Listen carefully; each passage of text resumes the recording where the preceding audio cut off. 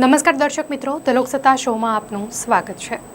આંતરરાષ્ટ્રીય અવકાશ મથક પર જનારું આક્સિયોમ 4 મિશન હવામાનની પ્રતિકૂળ પરિસ્થિતિને કારણે ફરી એકવાર મુલતવી રખાયું છે। સ્પેસએક્સનું ડ્રેગન અવકાશયાન હવે 11 જૂને ભારતના શુભાંશુ શુક્લા સહિતના 4 અવકાશયાત્રીઓને લઈને આંતરરાષ્ટ્રીય અવકાશ મથકે જશે।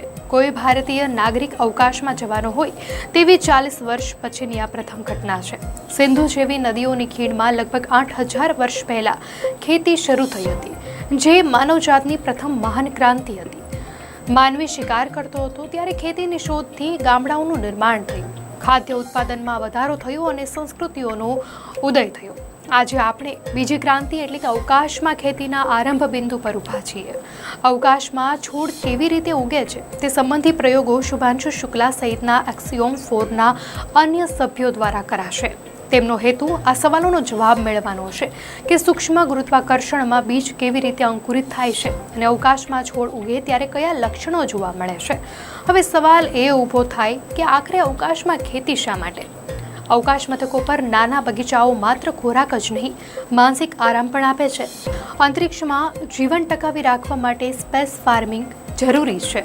અવકાશ યાત્રીઓ લાંબા મિશન દરમિયાન માત્ર પેકેજ અથવા ફ્રીઝ ડ્રાઈડ ખોરાક પર આધાર રાખી શકે નહીં। ઇતિહાસે આપણને પાઠ ભણાવ્યો છે કે સદીઓ પહેલા લાંબી સફર પર નીકળેલા ખલાસીઓ તાજી ખાદ્ય સામગ્રીના અભાવે વિટામિન સીની ઉણપને કારણે રોગોનો ભોગ બનતા હતા।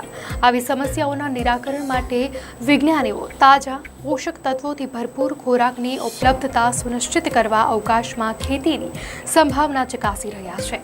માત્ર ખોરાક પૂરતું જ નહીં, પરંતુ કેટલાક છોડ અવકાશમાં દવામાં પણ ઉપયોગ કરી શકાય છે।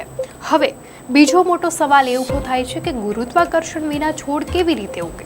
તો ખેડૂતો હજારો વર્ષોથી એક સાદું સત્ય જાણે છે, બીજ ભલે ગમે તે રીતે પડે, મૂળ નીચેના ભાગમાં વિસ્તરે છે અને શાળીઓ ઉપરથી તરફ વિકસે છે, પરંતુ છોડને કેવી રીતે ખબર પડે કે કયો માર્ગ ઉપર તરફનો છે?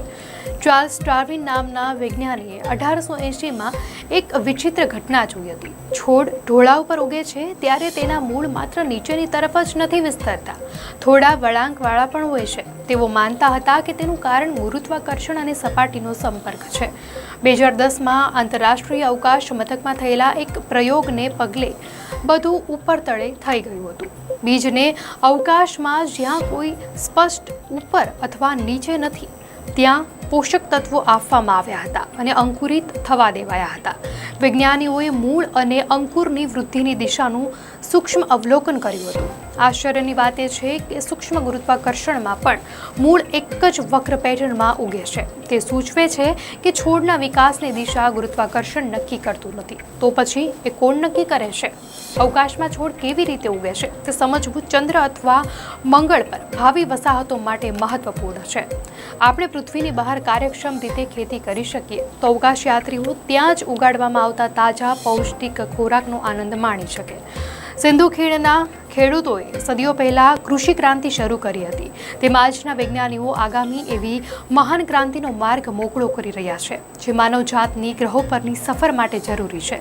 કૃષિની કથા હજુ લખાઈ રહી છે, તેના આગામી પ્રકરણો પૃથ્વી પર નહીં પરંતુ અવકાશમાં હોઈ શકે છે।